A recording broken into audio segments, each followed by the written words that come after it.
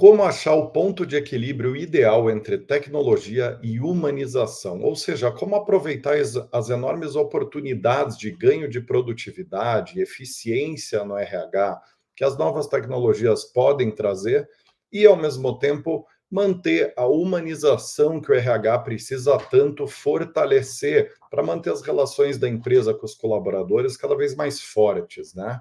No Gestão de Pessoas dessa semana, o programa semanal de entrevistas sobre os principais cases, tendências e boas práticas de RH do momento. Nós vamos falar exatamente sobre como achar esse ponto de equilíbrio. E a nossa convidada para isso é a Gláucia Teixeira, vice-presidente de Recursos Humanos para a América do Sul, da Novelis, líder mundial em laminados e reciclagem de alumínio.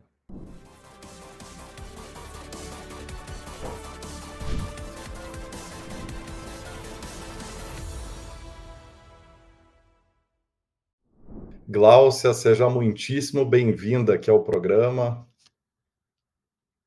Muitíssimo obrigada, Rodrigo. Uma alegria estar aqui com você e com os ouvintes e telespectadores do programa. Eu estou bem animada para essa conversa, que é uma conversa com muitos, que vai trazer insights e eu espero alguns dilemas aqui para a gente ficar refletindo. Perfeito, Glaucia. Acho que todo mundo que tá ouvindo nesse momento deve estar bastante curioso, porque é um desafio tanto fazer achar esse ponto de equilíbrio.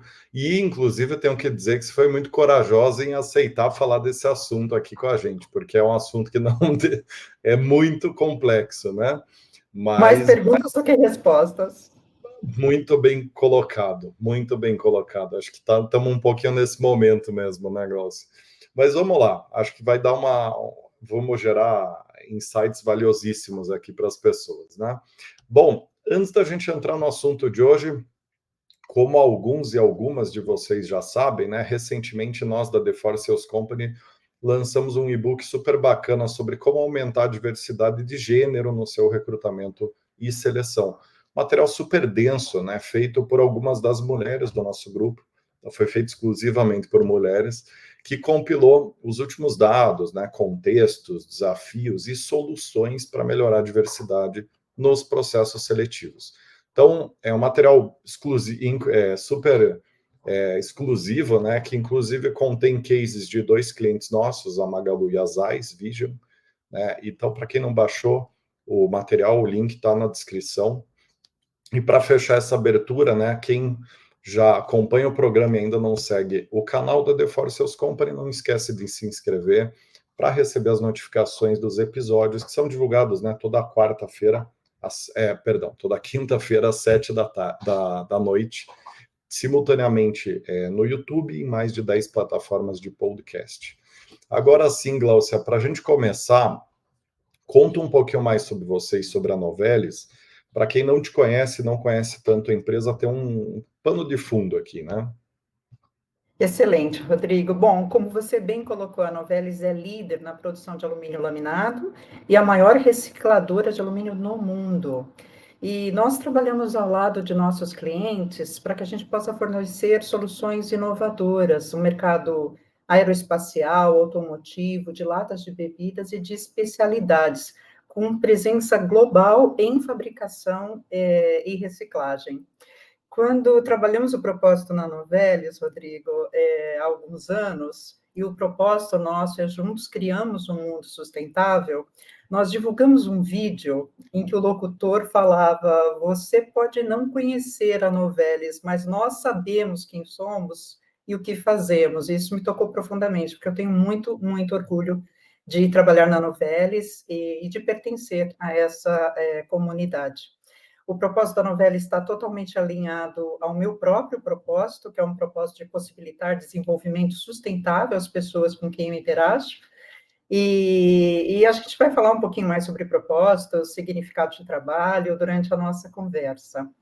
Eu estou na Novelis há 9 anos, né? 9 anos de muito aprendizado, experiências absolutamente fantásticas. Eu trabalhei antes da novela em funções executivas na Seva Logistics e na Penske Logistics, que são empresas do segmento de logística, E trabalhei também em empresas de tecnologia, como a EDS, que hoje é a HP, como a PeopleSoft, que hoje é a Oracle, e como a Sun Microsystems, que hoje é a Oracle também, tá? Então, eu tenho uma carreira de mais ou menos 6 anos, 6 e poucos anos em empresas de logística e uns 15 anos em empresas de tecnologia, tá? Então, já um tempinho aí nessa estrada. Em várias dessas empresas, eu tive a chance de liderar pessoas em países na América Latina, o que também me possibilitou viajar muito, aprender espanhol, estabelecer um networking super forte, tanto no Brasil quanto em vários países, o que foi muito legal. Na IDS, eu tive o privilégio de ser expatriada, então eu morei no Texas, então isso também fez com que eu tivesse a chance de aprimorar o meu lado de conhecimento de cultura, que para mim é o principal, é o mais apaixonante dessa jornada, né? Do ponto de vista acadêmico, eu tenho MBA em RH pela USP, eu tenho pós-graduação em RH pela FAAP, e eu sou graduada em comunicação pela FAAP também. Eu falo inglês fluente, eu também fui estudante de intercâmbio quando eu tinha 16 anos nos Estados Unidos, eu fiz o terceiro ano colegial lá, morei com família americana, então, de novo, tive a chance de interagir muito, aprender muito sobre cultura, e, para quem não sabe, minha primeira profissão foi professora de inglês. Eu comecei, enquanto eu fazia faculdade, eu dei aula de inglês dos 18 aos 22 anos, então eu fazia tradução, eu recepcionava estrangeiros em São Paulo, dava aula de inglês em 2 escolas, então é alguma coisa também que eu gosto muito, tá? E eu tenho cidadania brasileira, nasci no Brasil, e portuguesa, porque meu pai é português. Tá? Então, esse é um pouquinho aqui, um sumário a meu respeito e a respeito da Novelis, uma empresa absolutamente, como eu disse ontem, num evento, uma empresa apaixonante, empolgante e sustentável.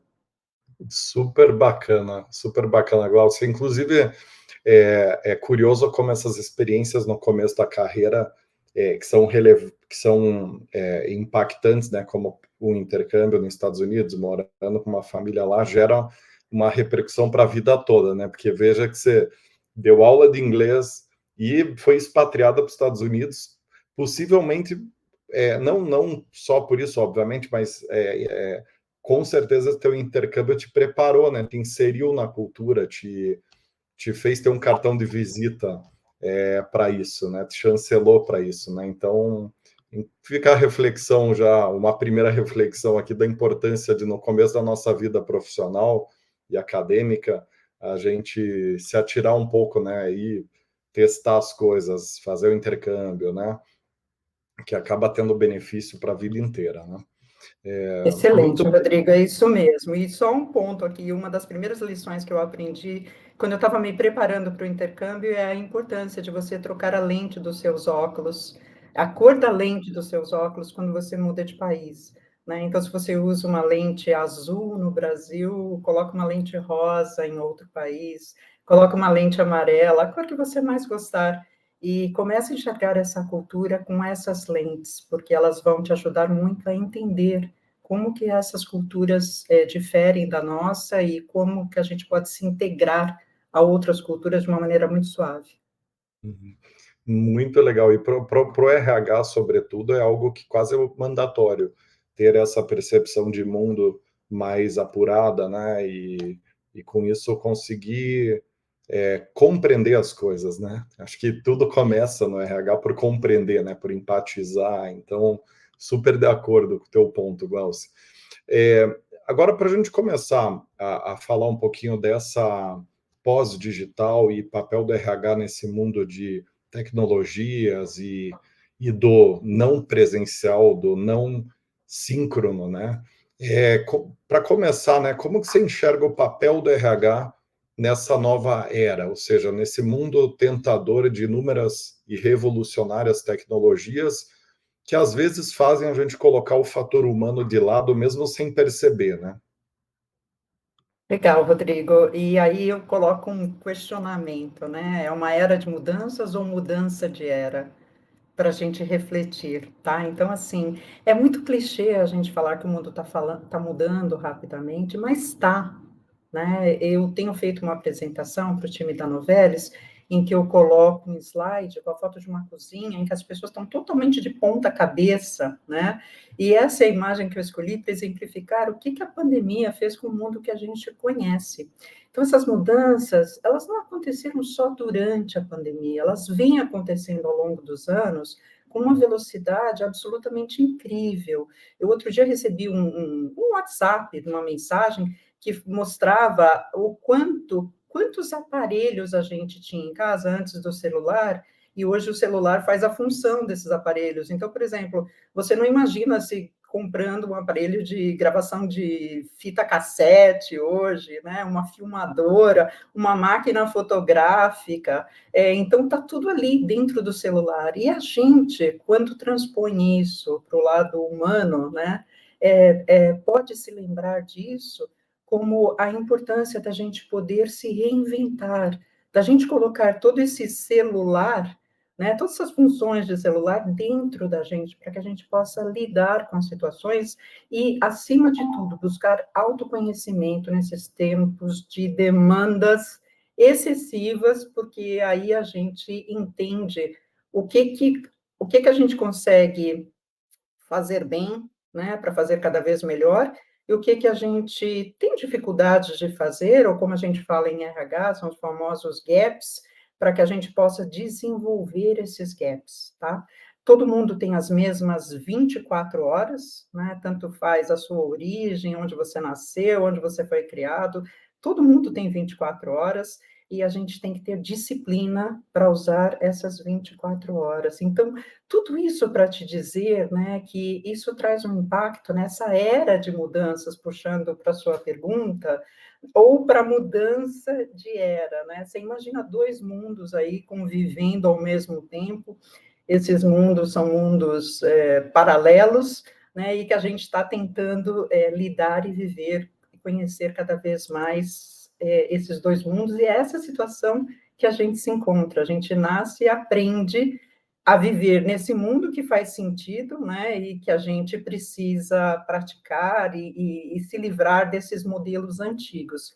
Então, é preciso, para começar a sumarizar a pergunta, Rodrigo, é preciso aceitar esse novo mundo e entender que muitas pessoas e negócios já estão vivendo essa transformação e que aprenderam a utilizar as possibilidades trazidas da revolução digital, para voltar para o meu ponto do celular, né?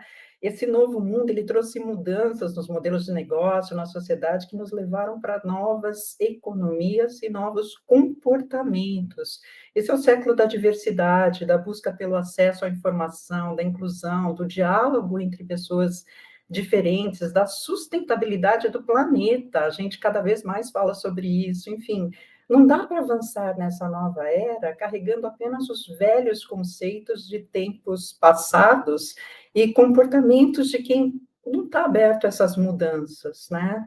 E eu tenho muitos exemplos práticos para trazer, cada vez mais. Eu não sou uma pessoa muito ligada à tecnologia, mas cada vez mais a gente tem que ser, né? Eu tenho que ser para eu fazer, usar a academia no prédio que eu moro, eu tenho que entrar no aplicativo para reservar, né? Então, assim, se você não se adapta a essas coisas, você não consegue viver nessa era de mudanças, ou mudança de era, como eu digo. Então, estar aberto a aprender, aprender, aprender, e à medida que eu me acostumo com esse digital, eu consumo com mais frequência a internet, eu tenho menos medo desse tipo de serviço, e com isso eu adoto um comportamento que pode gerar novos modelos de negócio baseados em experiência e em necessidades não atendidas. Ou seja, começo a privilegiar as experiências que eu tenho e não somente o consumo em si. Então, novamente, eu percebo que eu habito um mundo paralelo e um mundo real em que eu preciso me adaptar a essas mudanças que estão aqui, que me transformam todo o tempo. Uma resposta longa, mas é porque é uma pergunta bastante conceitual, eu acho. Sem dúvida, sem dúvida. Você sabe que eu vejo esse desafio bastante complexo, porque nos tempos. Hoje a gente lida com duas transformações muito fortes sobrepostas, né? Que é a passagem de geração, que por si só eu acho que ela já tem um caráter desafiador, porque são momentos de vida diferentes, né? Você tem a geração um, geração 2, geração 3, né? Pai, filho, neto, né? Você tem, cada um está num momento de vida, e isso por si só já cria uma perspectiva de mundo própria, já cria uma necessidades de momento diferentes, visão de mundo e tudo mais. E aí, além, em cima disso, cada uma dessas gerações está passando por uma fortíssima transformação digital tecnológica e lidando com essas transformações. Então é quase como se fosse uma transformação em cima de outra transformação, né? E num ritmo extremamente acelerado, né? Essa transformação digital num ritmo extremamente acelerado. Então acho que isso dá um caráter assim, dá o tom do tamanho do desafio que a gente tem como RH de orquestrar esse caldo, né, de tempos e movimentos e tecnologias, né, acontecendo ao redor, né, Glaucia? Porque e a tecnologia, por natureza, ela muitas vezes ela tira o nosso melhor ou tira o nosso pior, né? E sem nós Concordo. percebermos, né? Então, um WhatsApp e uma rede social podem nos aproximar ou nos separar, né? Dependendo de quem usa, como usa, do nível de consciência do usuário, né? Então, aí entra a minha pergunta, né?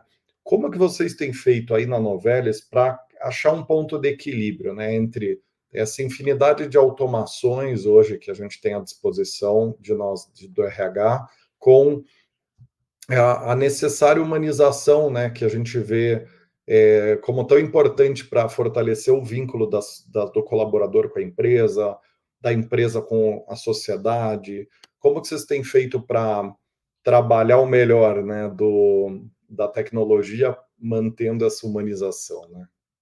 Muito legal, Rodrigo. É exatamente isso. A gente tem 4 gerações trabalhando no ambiente de trabalho, com motivações, em alguns casos, muito diferentes, com comportamentos que também são diferentes, né? Eu não preciso entrar nesse tema aqui, mas uma geração mais leal, uma geração mais focada em propósito e significado de trabalho.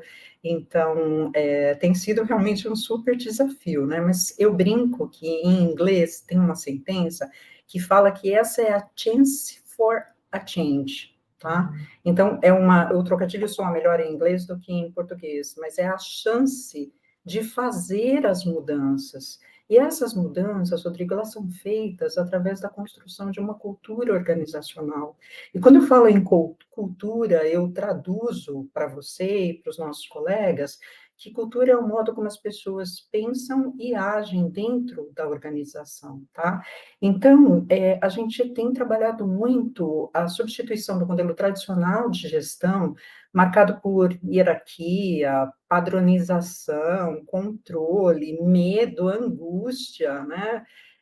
Tudo isso são coisas muito do passado. A gente trabalha numa cultura com uma gestão compartilhada hoje, conectada, relacional, inovadora, voltada totalmente para as mudanças no meio da capacidade de organizar esse caos que a gente vive, e essa habilidade que a gente tem que ter para extrair o melhor das pessoas que, mesmo não tendo as respostas, como eu disse, hoje são, na minha visão, mais perguntas do que respostas, as pessoas saibam onde buscá-las, ao se conectarem com pessoas que tenham capacidade de organizar e de ter especialidade em alguns desses temas que a gente tem buscado, tá? Então, para mim, isso, voltando para o seu ponto, é a humanização da cultura organizacional.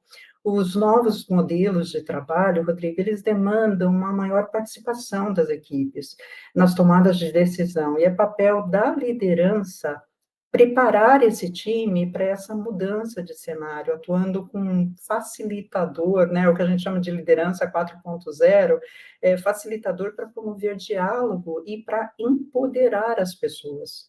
é a chance de se criar um sentimento de pertencimento nas equipes, o que pode ser construído através de espaços seguros para que as pessoas sejam quem elas realmente são. A gente trabalha muito a questão de segurança psicológica dentro da Novelis e a questão de inclusão. Para mim, é fundamental que cada um possa ser quem é de fato no ambiente de trabalho, para que possa desenvolver sua melhor versão de si mesma e, na prática, entregar os melhores resultados, né? A gente tem crenças culturais, são essas que estão no meu backdrop, que estão no meu fundo, essas crenças nos guiam fortemente, e uma dessas crenças é o falar abertamente, ouvir respeitosamente, ouvir ativamente, desafiar respeitosamente e dar feedback, né, para que a gente possa empoderar as pessoas para trazerem seus pontos de vista diferentes, aumentando a confiança delas com relação aos colegas, para que elas sintam que elas têm voz ativa. Então, assim, de maneira sumarizada, se eu pudesse compilar tudo isso que eu falei, o que a gente tem feito é dar significado ao trabalho e criar propósitos individuais e coletivos para motivar e engajar as pessoas a alcançarem objetivos comuns. Essa é a chance real de mudança, na minha opinião. Não, inteligentíssimo o teu ponto, Glaucia, porque, de fato, quando a gente fala de gerir temas com tantas ramificações tão complexos, né? Se você, eu estou concluindo isso agora, com base no que você falou, mas me parece que o jeito mais assertivo é ir para os princípios, né? É trabalhar na camada da cultura, né? Como se trabalhou bem.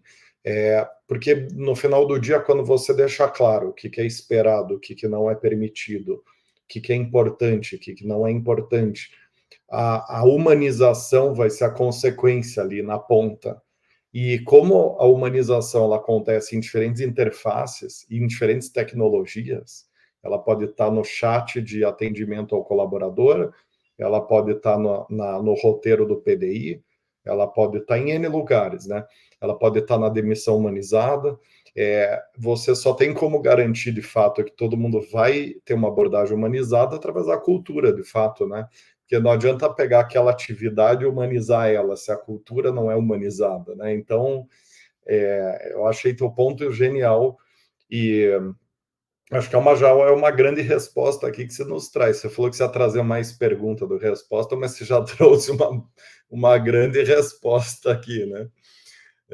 Bom, Lúcia, e assim... E eu estou contente, desculpa te interromper, mas eu estou muito contente que você sumarizou de uma maneira assim, absolutamente clara para quem está ouvindo a gente e assistindo a gente, porque é isso, né? A humanização ela está no centro, as pessoas estão no centro, e todo esse centro é composto por pessoas e pela cultura. Não, muito legal, muito coerente o ponto, né? E é importante para nós, gerir RH não é fácil, né? A gente é um mundo muito, é um subsistema de gestão muito desafiador, porque ele junta o subjetivo com o objetivo, né? Ele tem o interpessoal, o, o psicológico, enfim, o sociológico até, né? A questão de expectativa das pessoas com a empresa, da empresa com as pessoas, enfim, é uma área muito densa e o teu ponto faz muito sentido porque trabalhar esses princípios, trabalhar essa, essas diretrizes, né? Ter clareza nisso e desdobrar isso, acho que facilita tudo, né? Então, acho que você foi muito feliz aqui na minha visão nesse sumário aí inicial. E, Glaucia, qual que é o principal desafio que vocês têm enfrentado na prática, né? Uma vez tendo, né, essa clareza e desdobramento de uma cultura humanizada, de uma cultura que valoriza as pessoas, que cria relações, que dá significado, né, como se falou. Qual que é o principal desafio que vocês têm enfrentado para conseguir colher resultado dessa humanização, garantir a execução da humanização e colher resultado disso, né? Excelente, Rodrigo, muito obrigada. Bom, a gente faz pesquisa de clima organizacional, então a gente escuta as pessoas, nossos colegas e nossas colegas, e são eles e elas que nos dizem, né, como que a gente está nessa avaliação. Então, essa pesquisa, por exemplo, trazendo uma resposta prática para a sua pergunta, Rodrigo, essa pesquisa, ela traz questões relacionadas à cultura, na realidade, ao engajamento, à cultura e à inclusão. São todas perguntas relacionadas a esses três pilares que para nós são fundamentais, tá? Então, nós, na América do Sul, na Novelis América do Sul, temos tido os índices mais altos de avaliação por parte dos nossos colegas, tanto em engajamento, nosso índice na última pesquisa realizada em junho foi de 88 pontos de favorabilidade, cultura foi 85, inclusão foi 80. Então, assim, as pessoas têm dito para a gente que a gente está no caminho, né? Mas é uma jornada. A gente, ninguém é perfeito aqui, nem tem aspiração a ser perfeito. E a gente persegue melhoria o tempo inteiro. Então, um dos desafios, para ir direto para a sua pergunta, é fomentar uma cultura onde todo mundo se sinta valorizado com uma estratégia de reconhecimento, por exemplo. O que a gente quer, no fundo, na prática, na vida, Rodrigo? A gente quer ser amado, né? A gente quer ser reconhecido. A gente, isso faz muito bem quando a gente faz um bom trabalho, quando a gente, de fato, está dedicado e as pessoas reconhecem isso. E com os nossos amigos, ser amado, com a nossa família, no fundo é isso que a gente quer, é para isso que a gente está aqui, né? Então, fomentar essa cultura onde as pessoas se sintam valorizadas, com estratégias de reconhecimento, do que a gente chama de feedback focado, a gente pratica feedback o tempo inteiro, tanto apreciativo quanto construtivo. É mais fácil fazer o apreciativo, óbvio, muitas vezes você precisa fazer o construtivo, tem que praticar para se sentir confortável psicologicamente para dar esse feedback, né? Para que as pessoas possam se envolver em decisões que possibilitam que exerçam seu potencial pleno, tá? Então, na prática, Rodrigo, é fundamental criar esse senso de pertencimento. Essa também é uma das perguntas da pesquisa, né? E nisso colocar a diversidade e a inclusão na tratativa de pessoas no centro, na humanização, como a gente está conversando aqui, possibilitando que as pessoas estejam mais felizes para que possam produzir mais, para que possam trazer melhores resultados para a organização, tá? Então, esse tem sido um foco muito forte nosso aqui, e um desafio e algo que me faz ficar acordada à noite, muitas vezes, pensando o que eu posso fazer de diferente para que as pessoas realmente tenham esse senso de pertencimento, né, e se sintam parte de uma família, porque na prática é isso que a gente é. Não, interessantíssimo, interessantíssimo, né? Porque a humanização, ela tem como premissa, eu estou fazendo improviso aqui, tá? Então, se você não concordar com qualquer coisa, fica super à vontade para discordar aqui, tá? Mas me parece, na humanização, acho que ela tem como premissa a empatia, e a empatia tem como premissa o conhecer o outro, né? Se colocar no lugar do outro. Tem uma frase acho que da Marília Gabriela, né, que eu acho bastante emblemática, que ela fala assim, que empatia é uma questão de conhecimento, né? Quando a gente conhece alguém, a gente empatiza. Quando a gente não conhece, a gente não empatiza, né? E Perfeito, o seu improviso foi muito bom, tá? É isso, é colocar as pessoas no centro, escutando, criando senso de pertencimento, incluindo para que as pessoas se sintam livres para serem quem são, fomentando um ambiente de trabalho, de desenvolvimento, de capacitação, em que haja propósito e significado. E como você bem colocou, sempre com muita empatia para se colocar no sapato do outro e para entender as motivações do outro, o que o outro pensou quando tomou determinada atitude, e para que a gente possa realmente se relacionar bem. Então, assim, só assim que as pessoas, de fato, se sentem no centro do negócio e no centro das decisões, Rodrigo. maravilha, maravilha, Glaucia. Agora entrando em alguns aspectos específicos do desafio da humanização, eu queria começar falando de recrutamento e seleção, né, que é a área que eu mais domino dentro do RH. e trabalhando um pouco do que a gente tem visto no LinkedIn, nas redes sociais, em termos de descontentamento dos candidatos com softwares de recrutamento e seleção em geral, né? Quer dizer, aquela briga que a gente tem acompanhado de, puxa, mas os feedbacks, né, não são humanizados, são automatizados, e apliquei em 50 vagas, fui reprovado nas 50 vagas, enfim, esse conflito, né, que existe entre as automações de recrutamento e seleção com o caráter humano do candidato ali, né? Os anseios, os medos, as expectativas, né? Conta um pouquinho de como que vocês têm feito para humanizar um pouco mais o recrutamento e seleção. Claro que, né, Glaucio, eu entendo que ninguém ainda está no ponto ideal nesse assunto, porque é um terreno muito novo ainda. Então, só para dar licença poética aqui, para também não ter expectativa de você dar o caminho das pedras aqui, porque acho que ninguém tem ainda, né? Mas o Não, que não tem. para minimizar, para dar um sentimento maior de acolhimento, enfim, de respeito, consideração com os candidatos, né? Não tem mesmo resposta fácil aqui, Rodrigo, porque se você já se aplicou para alguma empresa, né, e hoje todas as aplicações são feitas via software, mesmo quando eu, por exemplo, recebo um currículo de alguém, eu, por conceito, né, eu, meus colegas da diretoria, gerentes, etc., a gente encaminha a pessoa para o link do site da Novelis. Esse é o processo, né? A gente não pode ficar recebendo o currículo. Foi-se o tempo de se receber currículo e passar para o recrutador. Hoje todo mundo passa pelo site. E o site, se você já aplicou alguma vez, eu te digo, é muito longo, é muita pergunta, é muito eu digo que procurar emprego é um full-time job, né? Procurar emprego, você precisa ter tempo para procurar emprego, para você se aplicar, você faz, às vezes, uma aplicação em 1, 2 horas, né? E aí, a maior das decepções, você vai lá, se aplica e você fica na expectativa de ter um feedback. E o feedback das empresas, de um modo geral, no qual a Novelis também se inclui, tá? Não estou excluindo a gente, não, é um feedback superficial, né? Porque é até gerado por um sistema, muitas vezes, na maioria das vezes.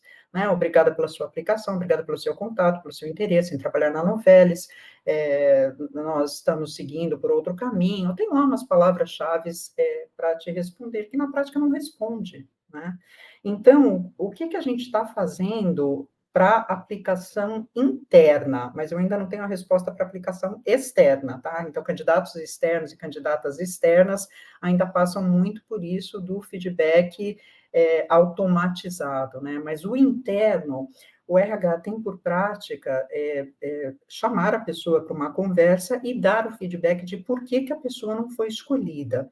E muitas vezes as posições são técnicas e o RH não tem a capacidade, a competência para dar esse feedback técnico.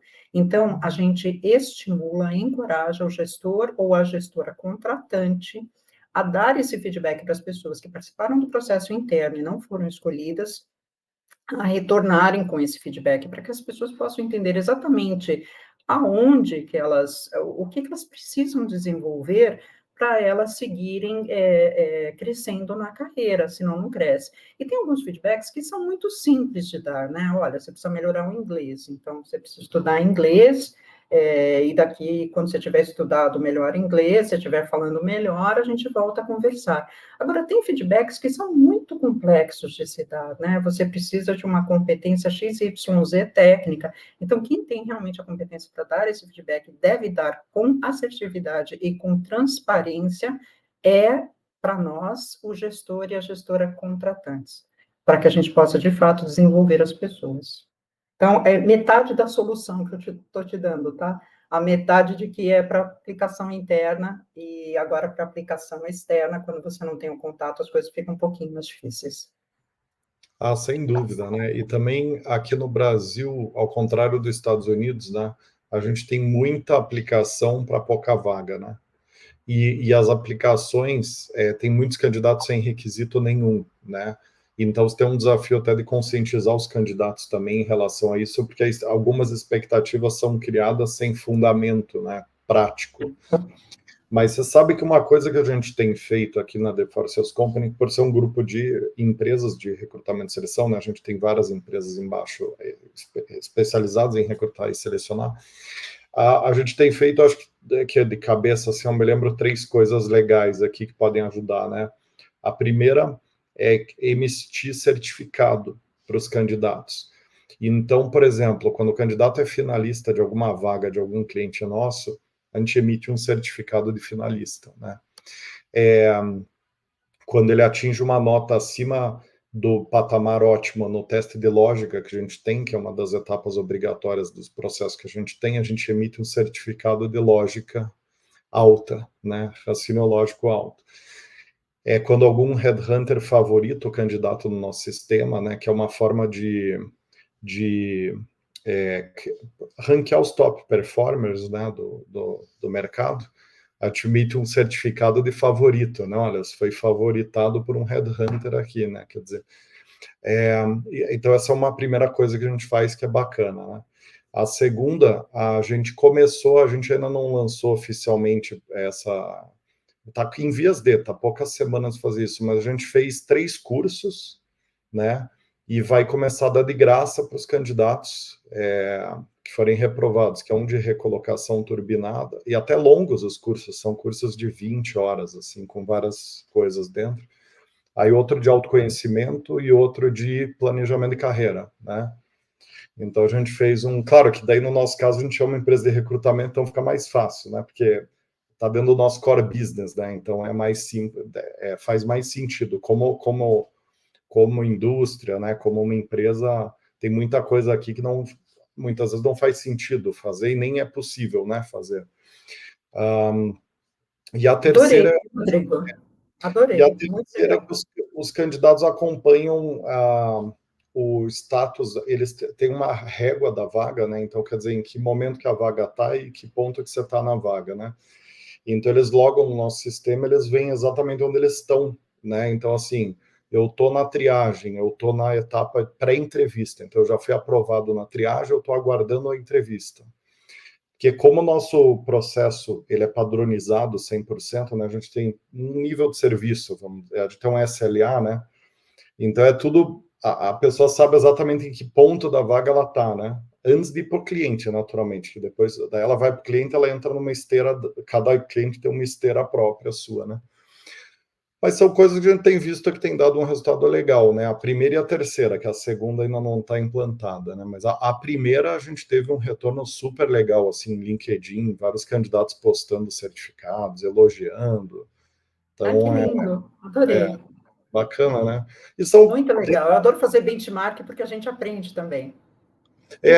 sem dúvida, né? E são pequenos detalhes, né? Não tem nada genial assim, mas são coisas que para o candidato estão gerando impacto legal, né? E que humaniza um processo, que é o cerne aqui da nossa discussão, né? Porque não tem nada mais frustrante do que você se sentir atendido por uma máquina e não ter respostas. É muito frustrante, na minha opinião. Então, é legal humanizar isso. Uhum. Mas você sabe que eu me lembrei de uma coisa aqui, Glaucia, porque você falou de cultura, né? Mas eu acho que o X da questão, de fato, é esse, né? Porque não adianta você ter um monte de ferramenta, um monte de coisa, se a cultura de atendimento não for de respeito ao candidato e tudo mais, né? Então, eu lembrei disso porque a gente tem uma avaliação muito boa no Google lá, tem mais de 200 depoimentos de candidato no Google, né? Na página no Brasil, no Google. E aí eu acho que isso talvez e eles nunca não elogiam tanto essas tecnologias, eles elogiam a cultura, que foi o ponto inicial que você falou lá atrás, né? Que é o consultor, né? Responder rápido o candidato, se mostrar interessado, explicar em que momento que ele está da vaga, não deixar sem resposta, coisas assim. Quando você lê lá, basicamente é isso que é dito, né? Alguns mencionam algo da tecnologia, né? Que é friendly, que ela é respeitosa, que você não gasta horas e horas com etapas ali que você não vai saber para que está sendo usada. Tem um pouco disso, mas eu acho que o grosso é o interpessoal, né? Que é puramente cultura, de fato, né? Então, Isso, só... Rodrigo. E eu vou tomar a liberdade de falar só mais um pouquinho sobre cultura, porque eu sou apaixonada por cultura. Nós, na Novelis, a gente utiliza um conceito de pirâmide de resultados. A nossa cultura ela é muito embasada numa cultura de accountability, em que as pessoas, eu nem traduzo a palavra accountability, todo operador sabe o que significa accountability, da pessoa atuar como dono, né? Ou dona. E a nossa pirâmide de resultados, basicamente, ela consiste de, na base, criar experiências, porque essas experiências são o que te levam para suas crenças, e com essas crenças você segue para as ações, e as ações lá em cima geram resultados. Então, assim, é muito simples o conceito, mas ele é isso. Se você chega numa empresa que você é um funcionário novo e você pergunta, como é que eu faço na reunião da diretoria que eu vou fazer uma apresentação?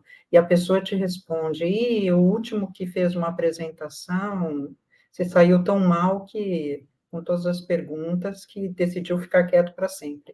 Né? E você escuta isso, a sua crença é que você deve ficar calado, né? Que você não deve abrir a boca. E aí, com isso, né, as suas ações vão ser de uma pessoa calada, e os seus resultados vão ser péssimos. Então, assim, o quanto que isso impacta nessa pirâmide, e é isso que move as pessoas. Interessantíssimo, interessantíssimo.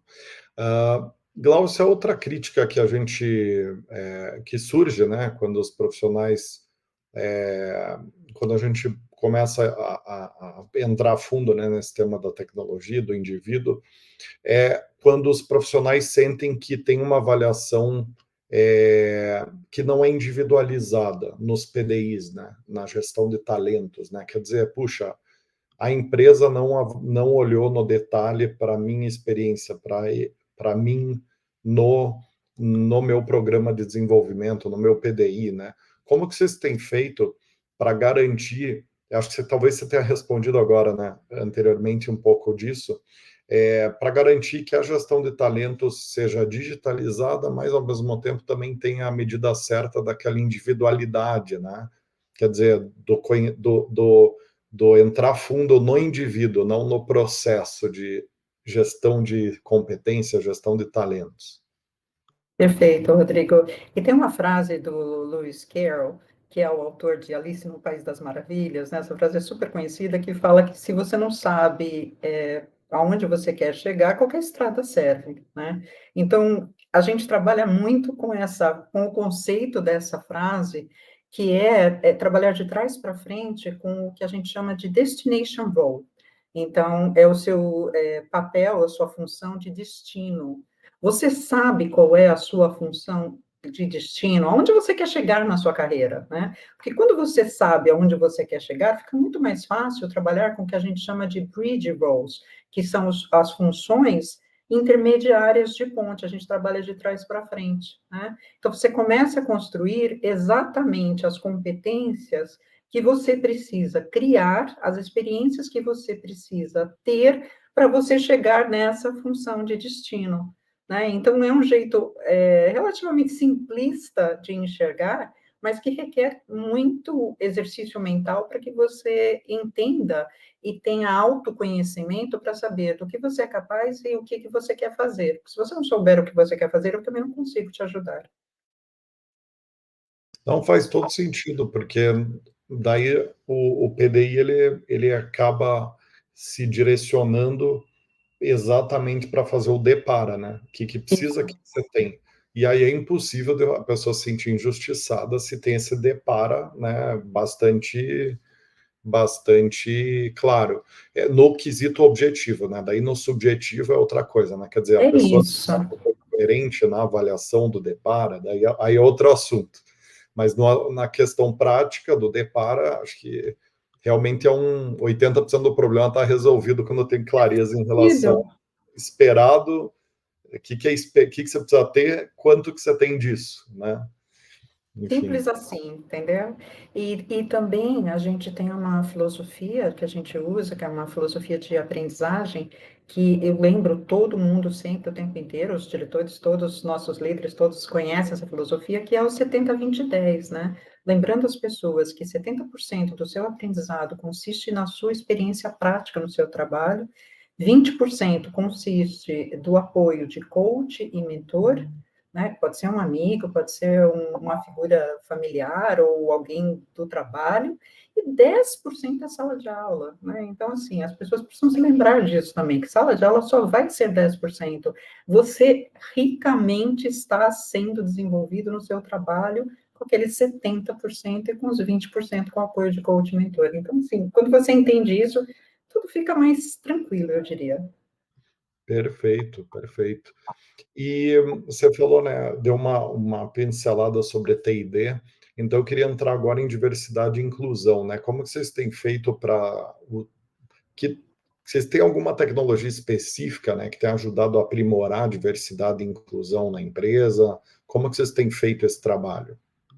Olha, a gente tem um programa desde 2017, chama-se Programa Igual, em inglês ele é Equal Program, e o AL é o AL maiúsculo do alumínio, né? Então, igual, é bem bacana, e em que a gente realmente promove a questão de diversidade. A gente tem três grandes focos, foco de gênero, diversidade de raça e diversidade de LGBTQIA+.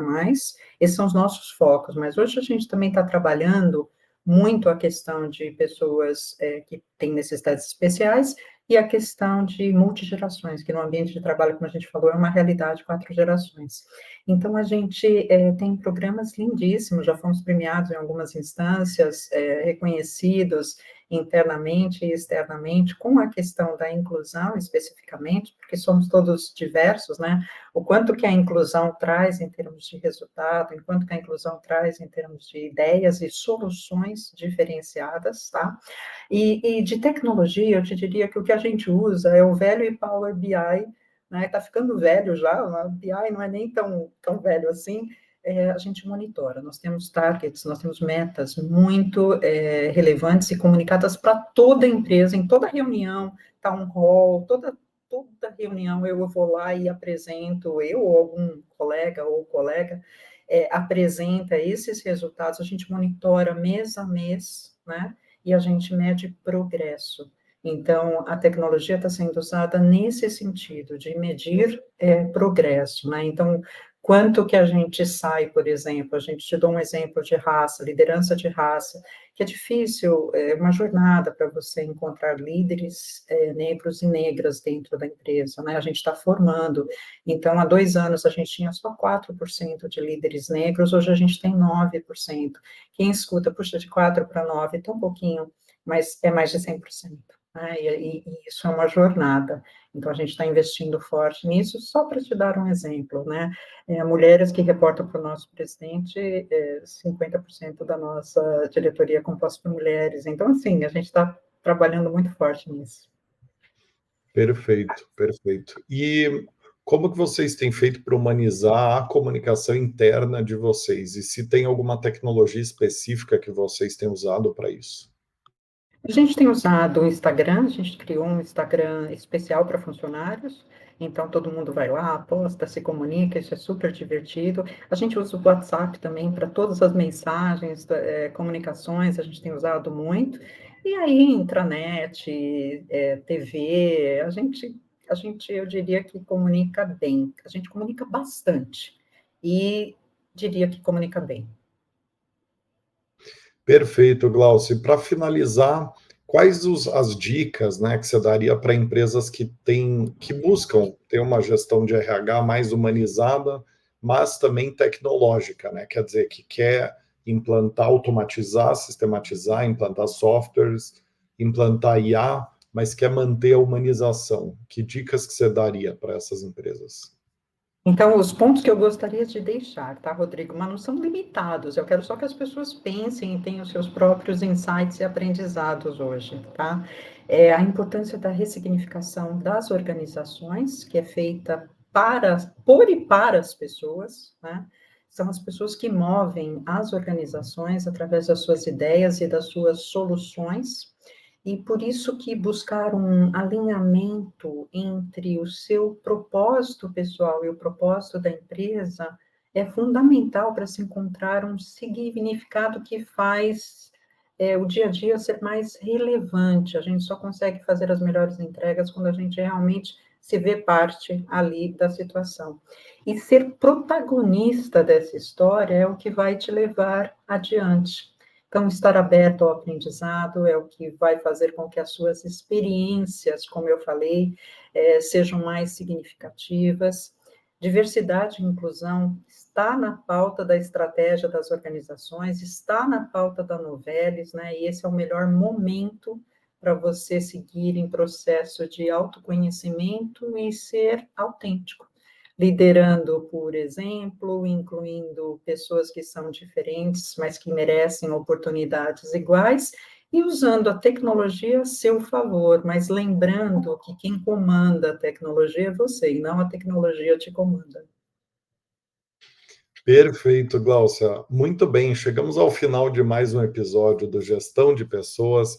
Queria te agradecer muito pela tua presença, Gláucia. Um prazer bater esse papo. Me deixou pensando muito sobre a importância, né, da questão da cultura, principalmente para ter uma governança boa desse equilíbrio tecnologia, humanização. É, Acho que tem quase todos nós, como empresa e como indivíduos, temos que nos manter sempre pensando e atuando para ter um alinhamento cultural, para ter uma clareza em relação à expectativa, quem nós somos, quem nós queremos ser como indivíduo, como empresa, enfim. Então, acho que você me deixou pensando muito aqui nesse assunto. Queria te agradecer demais por todas as tuas contribuições aqui que você deixou e te dizer também que você trouxe bastante resposta, tá? Você Obrigada, tinha Rodrigo. falado que você ia trazer mais pergunta e resposta. Gostei muito da quantidade de respostas que você deu. Acho que as perguntas, cada um vai talvez ter uma visão própria aqui, mas eu acho que eu gostei muito da quantidade de resposta que você deu aqui, viu? Bom, obrigada, Rodrigo. Foi um prazer estar Um com prazer. você e com outros colegas aí que estão nos assistindo. Prazer foi todo nosso, Gláucia. Para quem está acompanhando até aqui, gostou do conteúdo tanto quanto eu, deixa o seu like, se inscreve, compartilha o episódio no WhatsApp com quem pode se interessar por esse conteúdo e nos vemos no próximo episódio do Gestão de Pessoas. Um abraço a todas e todos e até lá.